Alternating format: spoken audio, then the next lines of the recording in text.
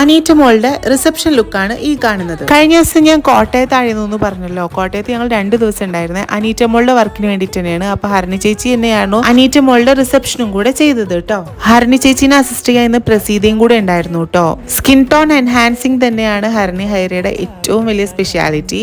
So Harini ഹൈറ make ഓവേഴ്സിൽ നിങ്ങൾക്ക് make over ചെയ്യണം എന്ന് ആഗ്രഹം ഉണ്ടെങ്കിൽ ഈ കൊടുത്തിരിക്കുന്ന നമ്പറിലും അതുപോലെ തന്നെ ഇൻസ്റ്റഗ്രാം പേജിലും ഹരണി ഹൈറ എന്നുള്ള ഇൻസ്റ്റഗ്രാം പേജിലും കോൺടാക്ട് ചെയ്യും. സോ ഹരണിക്ക് ഓരോ ബ്രൈഡും സ്വന്തം മക്കളെ പോലെയാണെന്ന് ഞാൻ പറയുമല്ലോ.